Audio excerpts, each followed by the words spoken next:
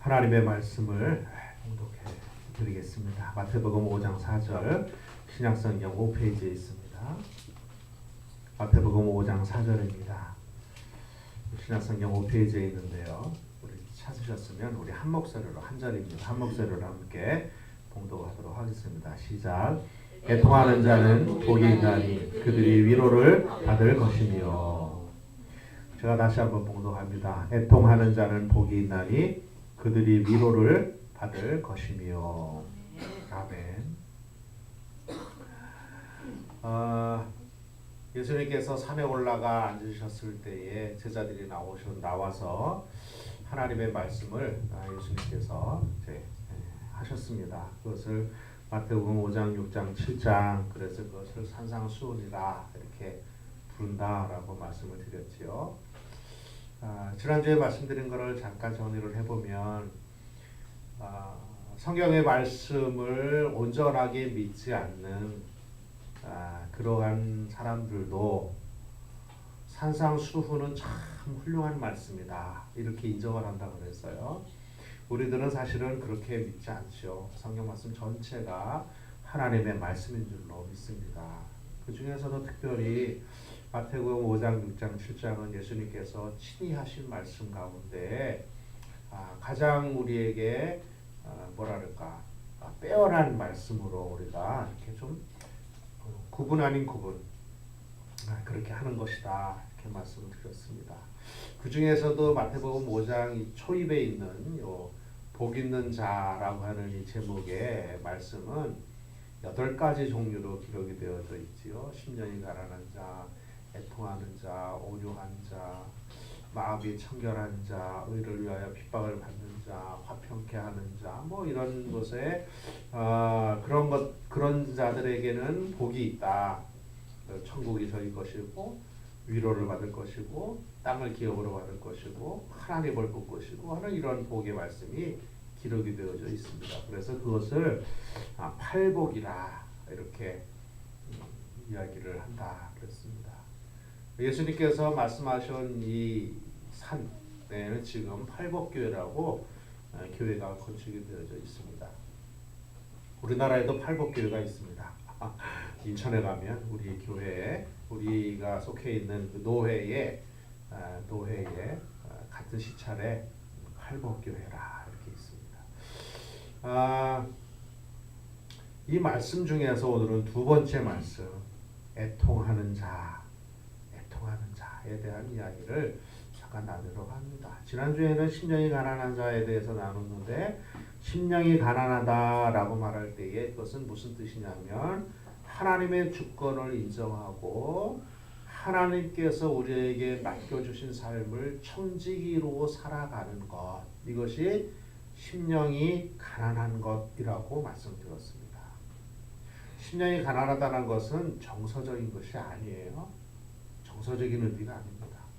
사실은 많은 분들이 심령이 가난하다 그러면 갈망하다 혹은 원하다 혹은 구하다 이런 의미로 많이 말씀을 하시는데 물론 그런 뜻이 없는 것은 아니지만 사실은 이 성경에 있는 가난하다 심령이 가난하다 이런 뜻은 그런 정서적인 부분보다는 온전하신 하나님의 주권을 인정하는 것 그것을 의미한다 이렇게 말씀드렸습니다.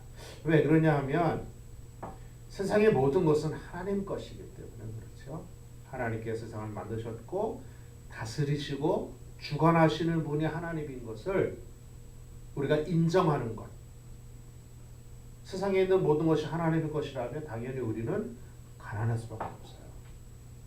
세상에 있는 것이 나의 것이 아니고 하나님의 것이라고 인정을 하는 것. 이것이 바로 심령이 가난하다라고 하는 의미다 이렇게 말씀을 드렸어요. 그래서 심령이 가난하다라고 하는 뜻은 하나님께서 세상의 주인이심을 인정하고 하나님의 주권을 인정하고 그분이 나의 주님이심을 인정을 하고 주님이 주신 삶을 주님이 우리에게 맡기신 것들을 하나님의 청지기로 잘 관리하면서 하나님의 뜻대로 살아가는 것 그것이 바로 심령이 가난하다라고 하는 의미라 이렇게 말씀을 드렸습니다. 그러므로 그렇게 하나님의 주권을 인정하고 하나님의 주권과 하나님의 섭리를 인정하고 사는 사람, 심령이 가난한 사람인데 그렇게 사는 사람은 당연하게 천국이 저의 것이죠. 그렇지 않습니까? 하나님의 주권을 인정하고 하나님의 섭리를 인정하고 하나님께 순복하며 사는 사람, 이름하여 성도입니다. 성도. 성도에게는 천국이 보장되어 있다. 이런 말씀입니다.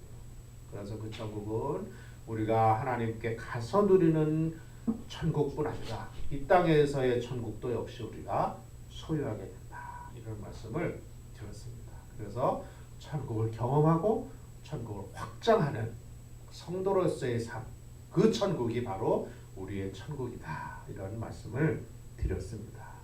오늘은 두 번째, 팔복 중에서 두 번째, 애통하는 자에 대한 이야기를 잠깐 나누려고 합니다.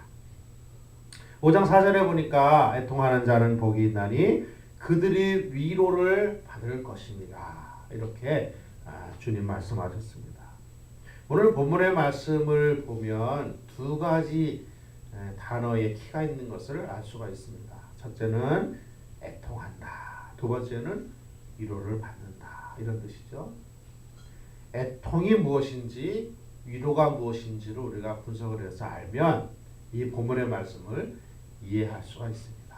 그래서 키워드 두 가지, 애통한다, 위로를 받는다. 이에 대한 이야기를 잠깐 나누려고 합니다. 애통이라고 하는 것은 한문으로 슬프다라고 하는 뜻입니다. 슬프다. 여기서 애라고 하는 건 슬프다라는 뜻이죠. 이 통이라고 하는 것은 아프다라는 뜻입니다. 한문을 풀이하자면 이런 것이죠. 슬퍼서 아픈 것, 이것이 애통입니다. 슬퍼서 아픈 것. 여러분 혹시 슬퍼서 아픈 경험이 있나요? 슬퍼서 아픈 경험이 있어요? 스트레스를 받으면 아프기는 해요. 스트레스 받으면 머리가 아픕니다. 스트레스 받으면 배가 아픕니다. 그렇죠? 극심한 스트레스 속에 들어가 있으면 실제로 몸이 아파요. 실제로. 근데 슬퍼서 아프다. 슬퍼서 아픈 경우가 있을까? 여기서 애라고 하는 것은 다른 말로 말하면 창자라고 하는 의미도 있어요.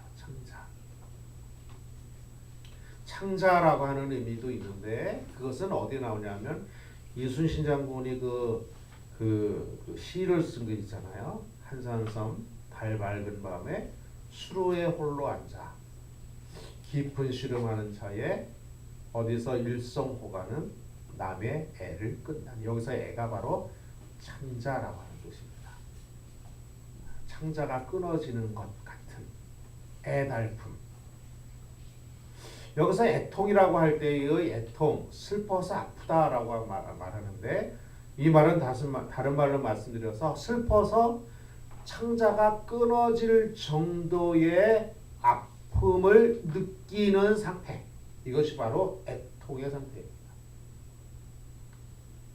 이게 바로 애통의 상태예요.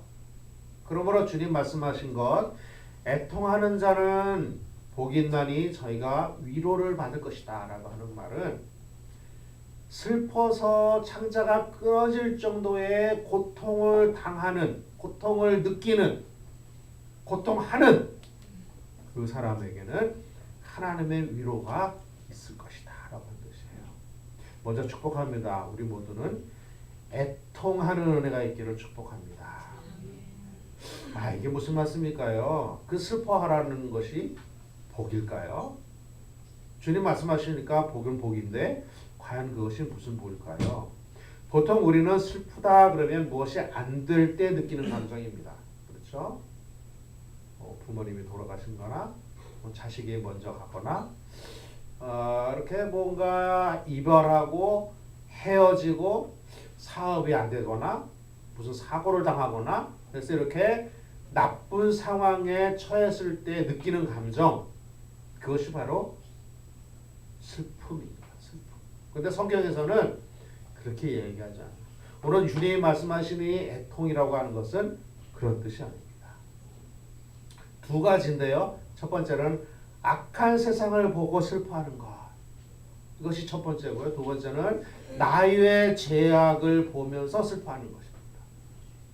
그러므로 주님 말씀하신 애통하는 자라고 하는 뜻의 요 애통은 두 가지인데 뭐냐면 세상의 악함을 보고 가슴을 치고 힘들어하고 아파하는 것. 두 번째는 나의 죄악을 보면서 하나님 제가 너무 슬프고 힘듭니다. 이런 것을 애통이라 주님 말씀하신 것이라 저는 이렇게 생각을 합니다. 첫 번째로 악한 세상을 보고 애통한다. 악한 세상을 보고 슬퍼한다. 이것은 무슨 말일까요? 이사야서 1장 4절에 이사야는 이렇게 기록을 합니다. 슬프다 범죄한 나라요 허물진 백성이요 행악의 종자요 행위가 부패한 자식이로다. 그들이 여호와를 버리며 이스라엘의 거룩한 일을 만홀히 여겨 멀리하고 물러갔도다. 누구에게 하는 말일까요? 이스라엘 백성들을 향해서 하는 말입니다. 하나님의 시각을 가진 하나님의 마음을 가진 선지자 이사야가 자기의 동족들을 볼 때에 자기가 살고 있는 사회를 볼 때에 너무나 슬펐어요. 왜 슬펐어요? 범죄한 나라, 허물진 백성, 행악의 종자, 행위가 부패한 자식이라고 질타하면서 슬퍼했다는 것이에요. 왜 그렇게 슬퍼했나요? 그들이 여호와를 버리고 이스라엘의 거룩한 일을 만홀히 여겼다. 만홀히 여겼다. 여기서 말하는 이 만홀히 여겼다라고 하는 것은 가볍게 여겼다는 뜻이에요. 하나님을 어떻게 해요? 가볍게 여겼다. 경솔하게 여겼다는 뜻이에요. 경솔하게 여겼다. 여기서 말하는 만홀히 여겼다고 하는 말은 사사기에도 나옵니다. 사사기에 보면 창세기에 나오죠. 창세기에 보면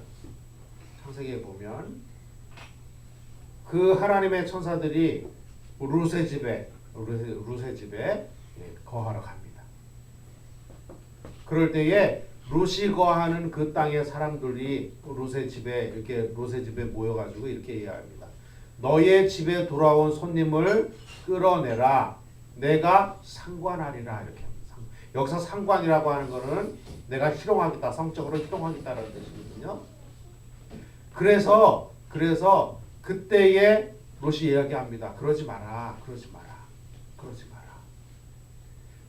이 사람은 우리에게 온 손님이니 그러지 마라. 이렇게 얘기할 때에 거기에 있는 백성들이 그것을 가볍게 여겼습니다. 또 나옵니다. 또 나오기를 뭐냐 하면 롯의 그의 딸이 둘이 있고 사위가 둘이 있는데 하나님께서 심판하실 때에 사위들에게 이야기합니다. 가자. 하나님께서 심판하실 것이다. 그때 사위들이 하는 말이 코숨치고 만홀히 여겼다. 말씀을 가볍게 여긴다. 근데 어떻게 가볍게 여기냐면 새털처럼 가볍게 여긴다. 새털처럼 가볍게 여기는 것. 이스라엘 백성들이 하나님을 어떻게 여기냐면 정중하고 경외하는 마음으로 생각하는 것이 아니라 하나님을 깃털처럼 가볍게 여기는 것. 이게 바로 만홀히 여겼다라고 하는 것이에요. 만홀히 여겼다. 여러분, 우리는 혹시 이 사회가 그렇다고 느끼진 않으세요?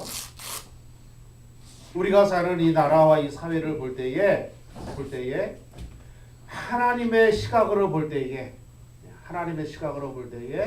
이 사회가 하나님을 만홀히 여기는 사회라고 혹시 생각을 하진 않으세요? 사람을 목적으로 삼지 않고 사람을 수단으로 삼는 사회가 아닌가요? 아픈 사람, 힘든 사람, 어려운 사람, 좌절하는 사람, 심지어 흙수저라고 말하는 사람들을 정말 흙수저로 대하는 그런 사회는 혹시 아닌가요?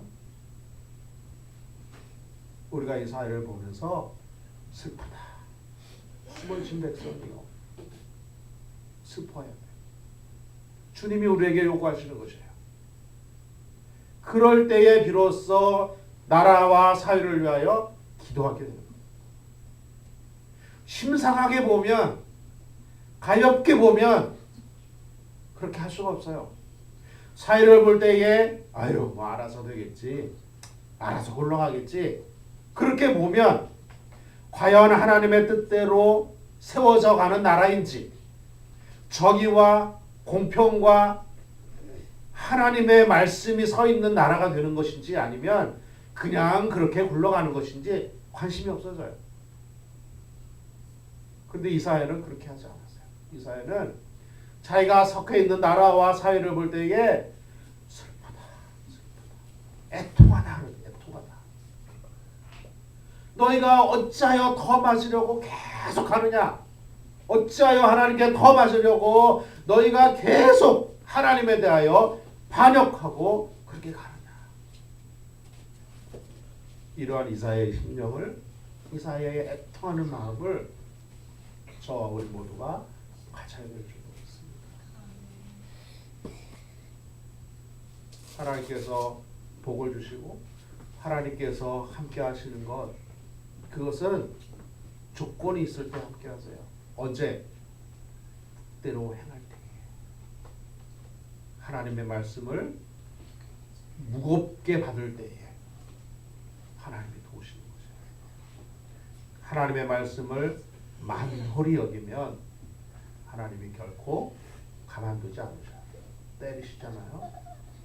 사랑하는 성도 여러분, 간절히 여러분께 그리고 저에게 호소하기를, 우리가 속해 있는 공동체, 우리가 속해 있는 나라, 우리가 살아가는 사회를 보면서 하나님 어찌하여 이 나라를 이렇게 내버려 두십니까? 하나님 이 나라를 긍휼히 여겨 주옵소서. 가슴을 치고 애통하고 기도하는 이러한 이사야의 심정이 우리에게 있기를 축복합니다. 그럴 때에 그것이 바로 애통하는 자가 되는 겁니다. 그것이 바로 애통하는 자가 되는 것이에요. 두 번째로 나의 죄악을 보고 애통한다, 이런 뜻인데요.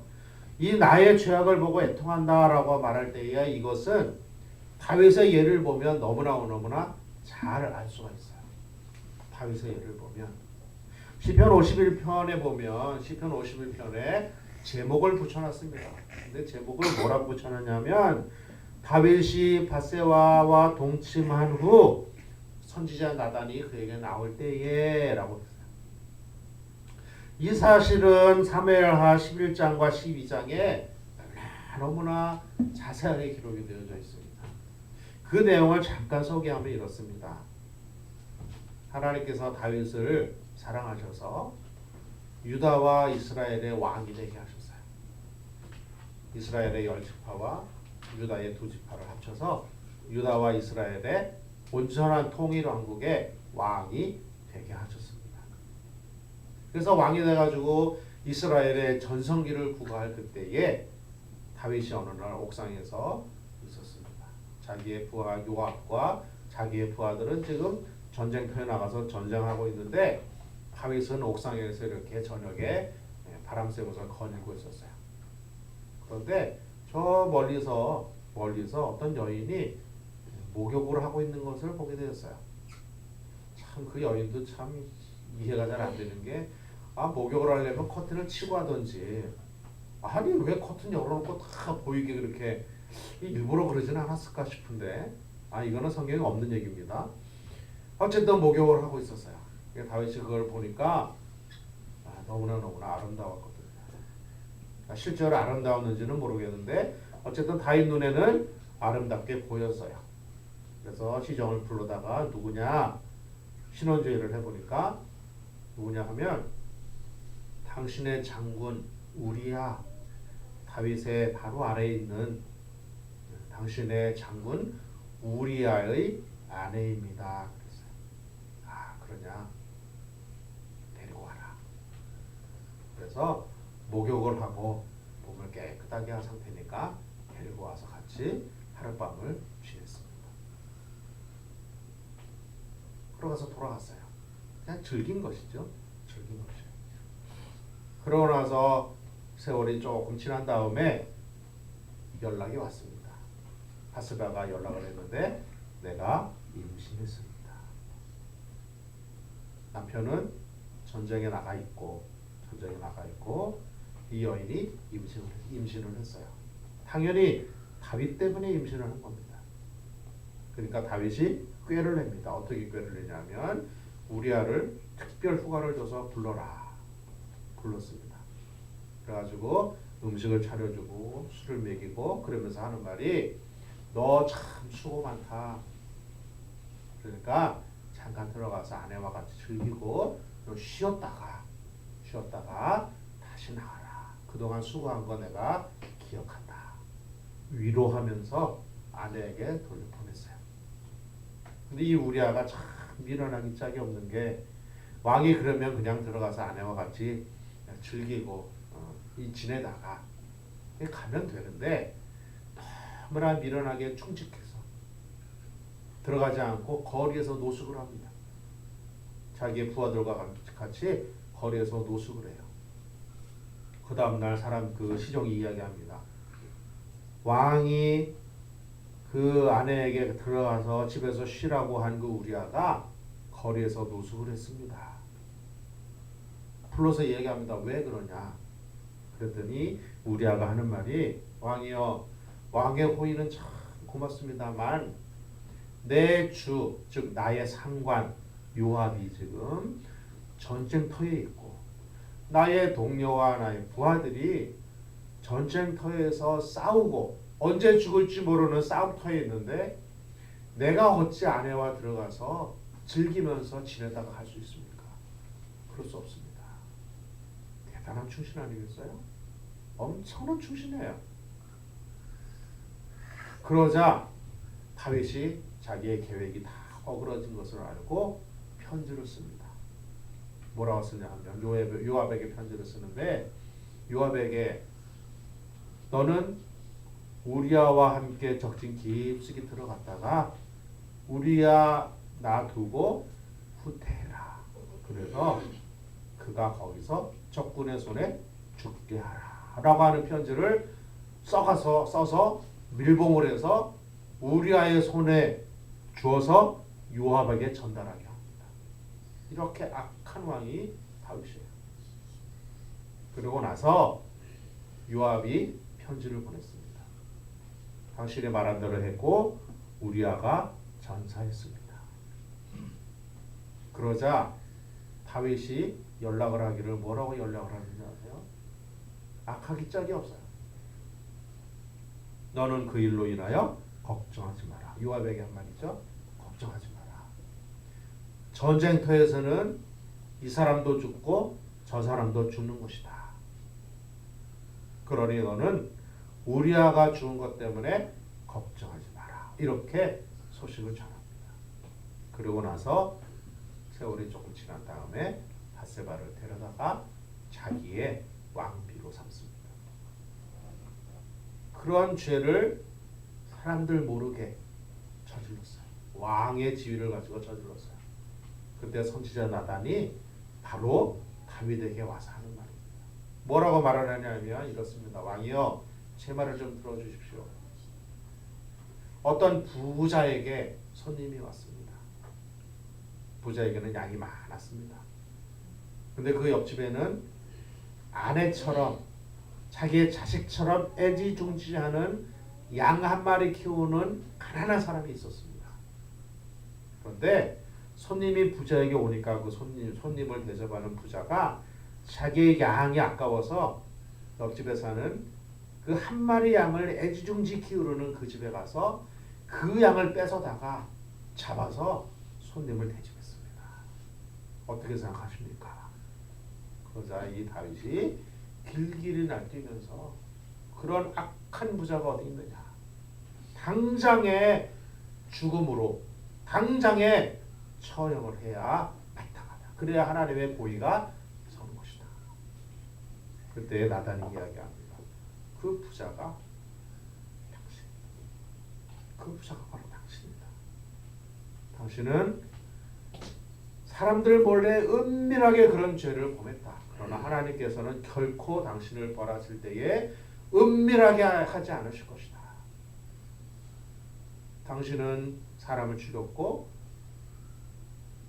간음했고 하나님을 속였고 하나님을 만골히 여겼다. 나단이 이야기합니다.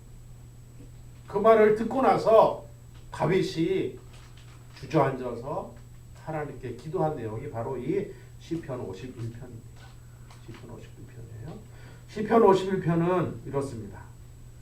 제가 요약해서 잠깐 말씀드릴게요. 하나님이여 주의 인자를 따라 내게 은혜를 베푸시며 주의 많은 긍휼을 따라 내 죄악을 지워 주소서. 나의 죄악을 맑게 씻기시며 나의 죄를 지하소서. 물은 나는 내 죄가를 아오니 내 죄가 항상 내 앞에 있나이다. 내가 주께만 범죄하여 주의 목전에서 악을 행하였사오니 주께서 말씀하실 때에 의로우시다 하고 주께서 심판하실 때에 순전하시다 하리이다.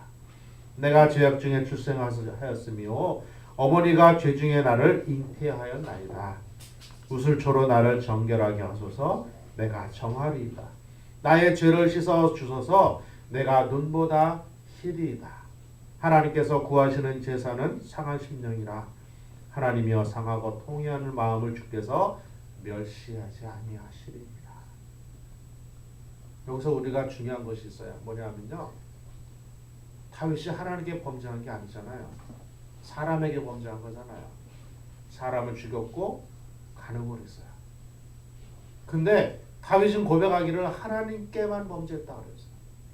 무슨 말씀이냐면 사람에게 죄를 짓는 것 사실은 사람에게 죄를 짓는 것이 아니고 하나님께 죄를 짓는 거죠. 사람에게 죄를 짓고 나에게 죄를 짓는 것은 사실은 사람에게 죄를 짓고 나에게 죄를 짓는 것이 아니라 궁극적으로는 하나님께 죄를 짓는 것이다.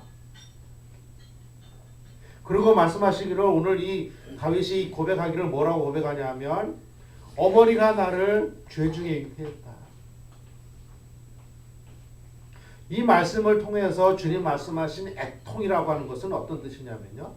나의 죄를 보고 애통하는 것인데 내가 가지고 있는 하나님께 대한 근본적인 죄들, 내가 가지고 있는 지금까지 살아오면서 지은 여러 가지 부족함과 연약함과 허물과 죄악들, 그리고 내가 아무도 모르게 나 혼자 가지고 있는 가슴의 그 죄악들, 그런 것들을 애통해야 된다.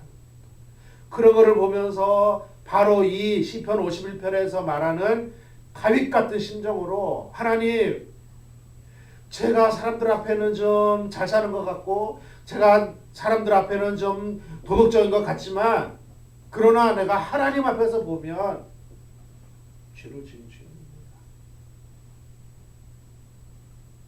애통함이 우리에게 있습니다. 이것이 주님 말씀하신 주님이 요구하시는 애통함. 사랑하는 성도 여러분, 하나님 앞에 설 때에 이 애통하는 마음이 우리에게 있기를 축복합니다. 우리가 나 자신을 볼 때에 애통하는 마음이 있기를 축복합니다. 사회를 볼 때에 악한 것을 볼 때에 하나님의 시각으로 보면서 애통함이 우리에게 있기를 축복합니다. 나의 죄악을 볼 때에 가슴이 아파서 울 수밖에 없는 그러한 눈과 그러한 심령이 있기를 축복합니다. 하나님의 마음이 있는 곳에 하나님의 눈이 머무는 곳에 우리의 마음도 머물고 우리의 눈도 머무는.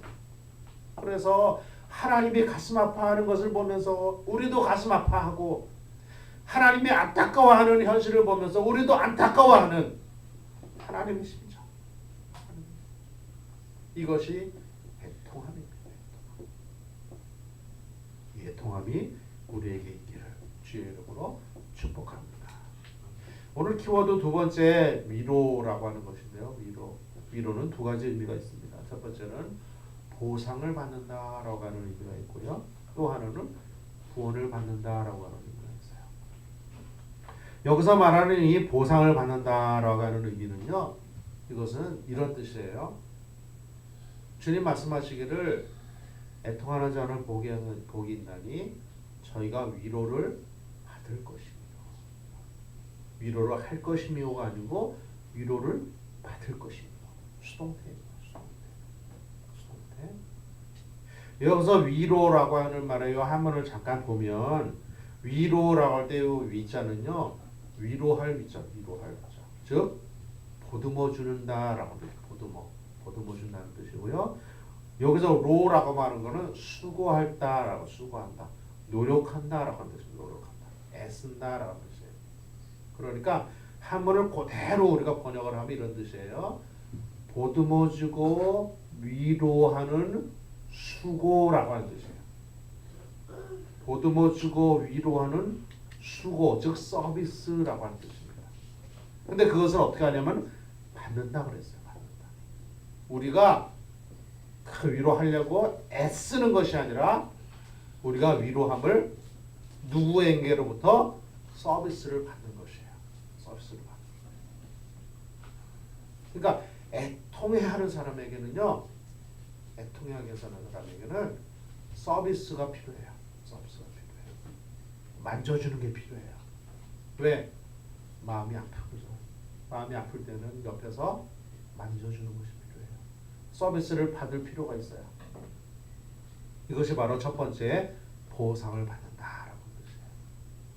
근데 이 보상을 받을 때는 두 가지로 받습니다. 뭐냐면 하나님께로 보상을 받아요. 또는 사람에게 보상을 받아요. 하나님께 보상을 받는다. 계시록 7장 17절에 보니까 이는 보좌 가운데 계신 어린 양이 그들의 목자가 되사 생명수 샘으로 인도하시고 하나님께서 그들의 눈에서 모든 눈물을 씻어 주실 것입니다. 우리가 우리의 눈물을 씻는 것이 아니라 어린 양이 우리의 눈물을 씻어 주신다. 위로하신다. 그러므로 위로를 받는다라고 하는 이 말 뜻은 첫 번째로 서비스를 받는다, 보상을 받는다라고 뜻이에요. 보상을 받는다. 하나님께로부터 보상을 받는다라는 뜻이에요.